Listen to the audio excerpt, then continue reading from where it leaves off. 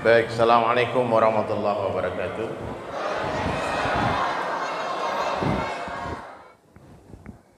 Innal hamdalillah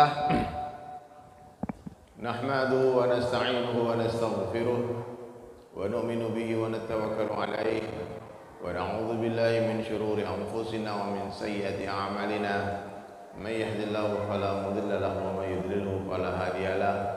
أشهد أن لا إله إلا الله وحده لا شريك له وأشهد أن محمدا عبده ورسوله لا نبي بعده. قال الله تعالى في القرآن الكريم أعوذ بالله من الشيطان الرجيم بسم الله الرحمن الرحيم والذين جاهدوا فينا لنهدينهم سبلنا. وقال النبي صلى الله عليه وسلم من أحيا سنتي فقد أحبني ومن أحبني كان معي في الجنة أو كما قال رسول الله صلى الله عليه وسلم.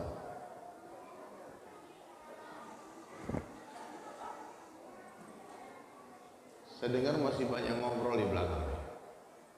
Coba angkat kepala yang hadap ke depan semua. Ibu-ibu yang di belakang, yang di luar, coba konsentrasi ya. Saya nggak bicara panjang lebar, sebentar saja. Nanti kalau saya lihat satu orang tertidur, langsung wabillahi taufiq wal hidayah. Ya. Sudah. Jadi hadirin sekalian, kita bersyukur kepada Allah karena Allah telah jadikan kita sebagai umat yang terbaik. Umatnya baginda Nabi sallallahu alaihi wasallam. Allah berikan kita seorang nabi yang terbaik, membawa sebuah kerja yang terbaik, yaitu kerja baginda Nabi Muhammad sallallahu alaihi wasallam, itu dakwah ilallah. Semua yang berhubungan dengan Rasulullah sallallahu alaihi wasallam itu terbaik. Kota yang terbaik kotanya Rasulullah, kampung yang terbaik kampungnya Rasulullah, bahasa yang terbaik bahasanya Rasulullah sallallahu alaihi wasallam, keturunan yang terbaik keturunannya Rasulullah sallallahu alaihi wasallam. Bapak-bapak, ibu-ibu, kalau dengar nama Nabi semua bersalawat ya. Satu salawat 10 rahmat. Fikir yang terbaik adalah fikirnya Rasulullah sallallahu alaihi wasallam. Rambut yang terbaik rambutnya Rasulullah, mata yang terbaik matanya Rasulullah, kulit yang terbaik kulitnya Rasulullah, darah, daging, tulang, kuku semua terbaik. Dan umat yang terbaik adalah umatnya Rasulullah sallallahu alaihi wasallam. Diharamkan surga dimasuki oleh kaum-kaum terdahulu sebelum kita masuk surga. Kenapa hadirin sekalian? Karena Allah telah memberikan sebuah kerja yang terbaik kepada umat ini, yaitu kerja dakwah ilallah, amar ma'ruf nahi munkar. Ajak manusia kepada kebaikan, cegah dari kemungkaran. Jadi dakwah ini bukan kerjanya ulama, Pak. Dakwah ini bukan kerjanya orang kaya. Dakwah ini kerja seluruh umat Rasulullah sallallahu alaihi wasallam. Qul hadhihi sabili ad'u ilallah. Katakanlah wahai Muhammad kepada seluruh umatmu, inilah jalanku, ajak manusia kepada Allah. Nah, kita live kan di Instagram biar semangat ya.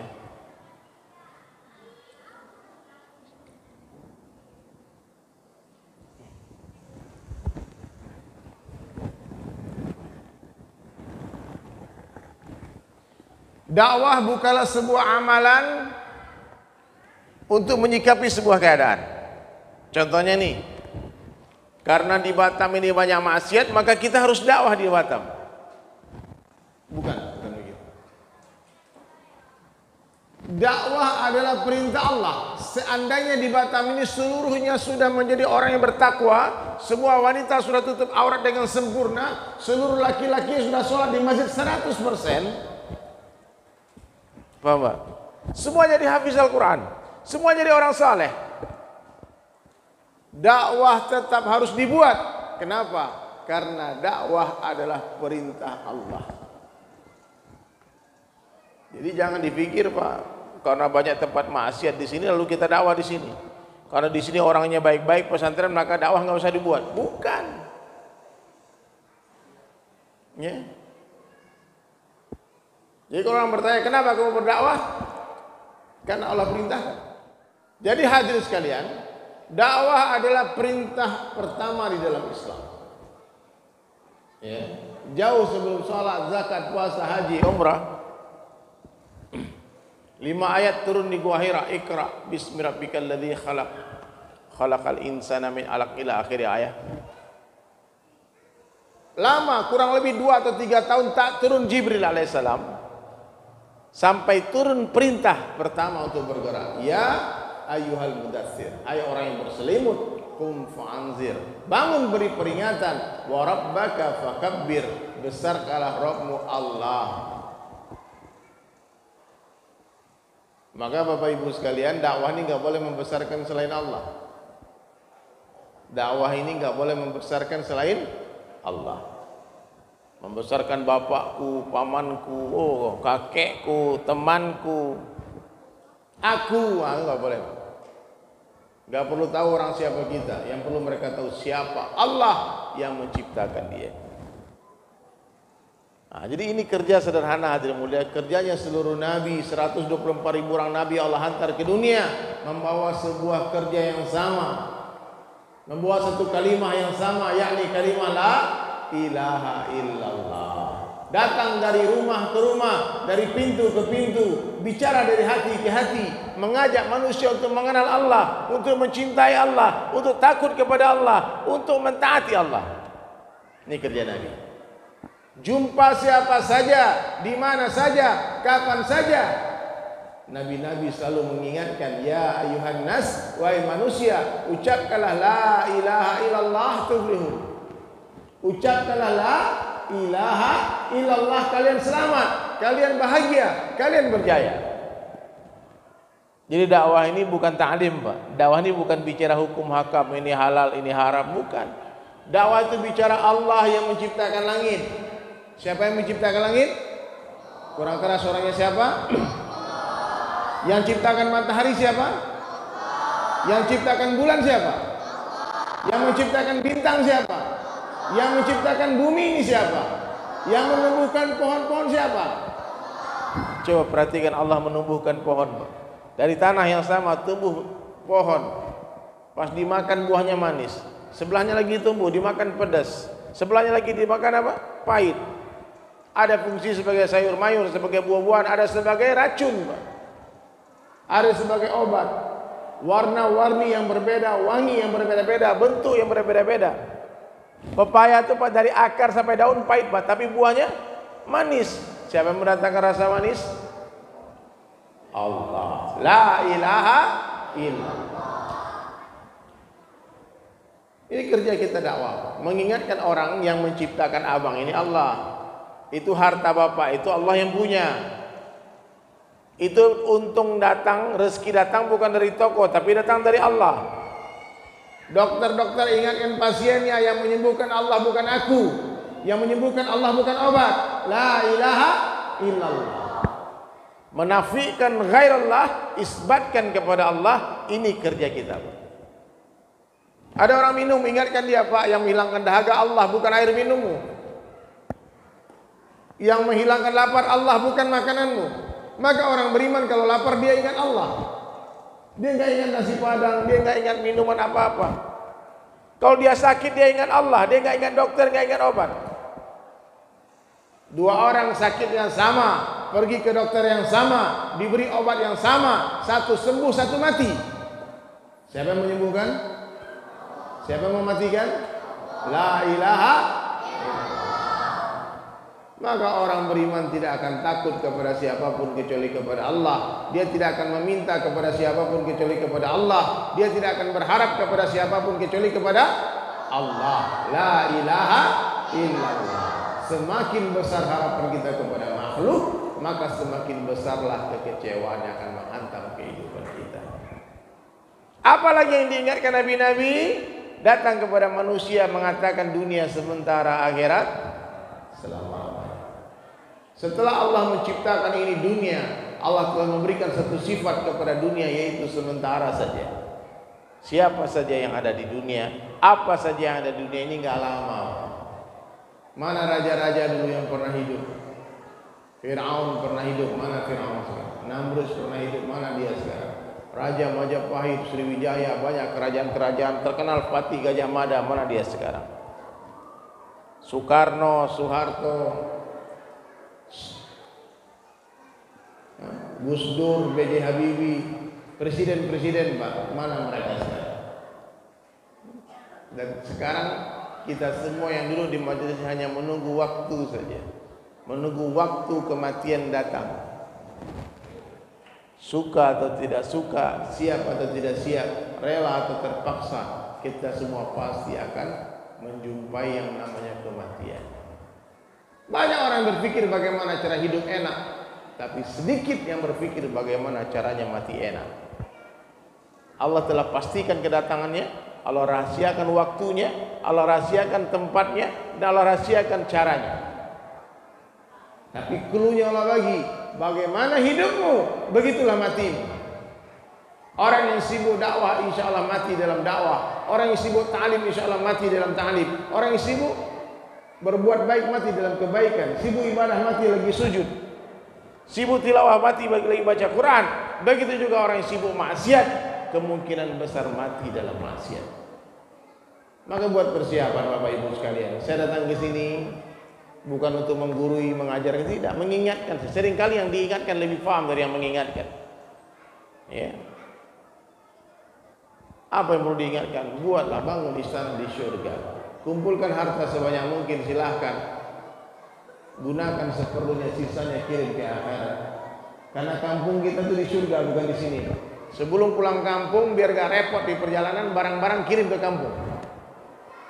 Betul gak Pak? Karena orang kalau pulang kampung bawa barang banyak, Pak, kadang-kadang ketinggalan pesawat. Saya pernah lihat tuh di airport, saking banyaknya barangnya bapak itu, ibu itu. Masuk X-ray bunyi lagi, bongkar lagi. Masuk ada gunting, masuk lagi bunyi lagi. Banyak pemeriksaannya. Tapi orang-orang cerdas, dia sebelum pulang kampung barangnya udah dipaketkan, dikirimkan ke kampung, pakai ekspedisi, pakai kargo. Sehingga dia masuk airport, dia terbang tidak membawa apa-apa. Ada jalur khusus non bagasi, nggak ada antrian di sana. Nah, maka supaya kematian kita indah nanti hadirin sekalian, saya mengajak Bapak Ibu semua, mari kita infakkan harta kita, kirimkan harta tercinta kita, tersayang kita ke akhirat. Kemarin ada bapak-bapak, dia bilang boleh saya titip 200. Tadi subuh juga ada 100 Quran, berarti 15 juta. Kemarin bapak-bapak kayaknya biasa aja. Dia dengan ceramah angguk-angguk, habis ceramah dia datang. Saya mau 200 Quran. Berapa? 30 juta. Langsung dia transfer Pak, M-Banking. Oh mantap. Itu bukan orang bodoh, itu orang cerdas. Harta yang kita infakkan itu bukan untuk orang, untuk kita. Itulah tempat menitipkan harta yang terbaik, menitipkan kepada Allah. Kalau kita titipkan harta kita kepada Allah, Allah beri kita satu ATM. Tahu ATM Pak? Allah tempat meminta. Itu bisa dicarikan di mana-mana. Kalau ATM ini mati lampu nggak bisa bergerak dia. Kami pernah pergi khurus ke pedalaman Pak, ke sebuah pulau terpencil. Pergi tabligh, i'tikaf 40 hari ke pulau-pulau. Jamaah saya itu orang kaya semua Pak. Ini bos punya harta miliaran, ini pengusaha, ratusan karyawannya, ini pejabat, ini orang kaya semua. Bawa ATM, bawa kartu, banyak kartunya nih. Sampai di pulau tak ada mesin ATM Pak. Gesek makan tuh kartu. Mau belanja di pasar nggak ada orang punya gesekan. Nah, makanya hadirin mulia orang cerdas, dia titipkan hartanya di langit, dia titipnya hartanya kepada Allah SWT. Ya, maka mulai hari ini hadirin mulia, mari kita ganti kacamata dunia, ganti dengan kacamata akhirat. Silakan cari harta sebanyak-banyaknya, gunakan seperlunya, sisanya bisa bila. Investasikan di akhirat. Karena dunia bukan tempat tinggal, tapi dunia tempat meninggal. Dunia sementara, akhirat selamanya. Boleh teman-teman Darut Tauhid itunya dijalankan dulu deh. Tuh sunduknya. Silakan bapak-bapak sekarang yang ada bawah ini, kita berikan donasi terbaik kita. Silakan nanti kita lanjutkan lagi tausiahnya insyaallah. Bismillah. Orang cerdas, dia sibuk membangun istana di surga. Orang bodoh membangun kehancuran di atas kehancuran, membangun dunia di atas dunia ini hadirin mulia kebodohan. Akhirnya ditinggalkan. Nah, dunia itu sederhana saja, makan minum sederhana, pakaian sederhana, kendaraan sederhana, rumah sederhana. La ilaha illallah. Lihat siapa tadi, Maeli, lihat. Ada Maeli itu, bukan kaleng-kaleng itu. Itu bukan kaleng-kaleng. Ya, Maeli bukan kaleng-kaleng. Aduh.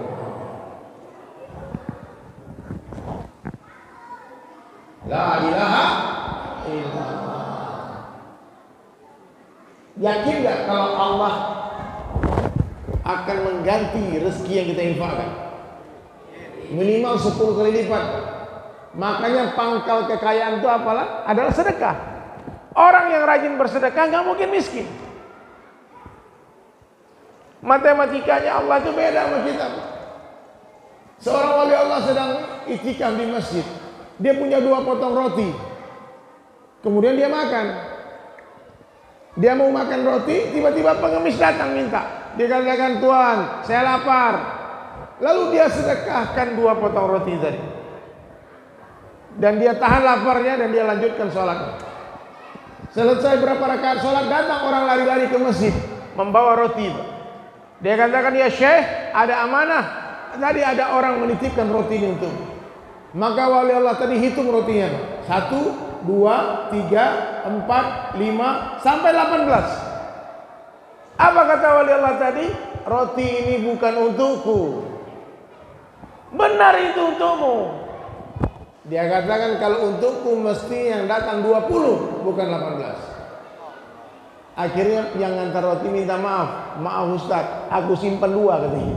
2-nya diambil, mencolong. Yakin Pak. Satu hari Sayyidina Ali karramallahu wajhah sakit. Istrinya Fatimah radhiyallahu anha, putrinya Rasulullah SAW. Ibu-ibu, kok suaranya ribut di belakang ya? Apa saya pulang aja?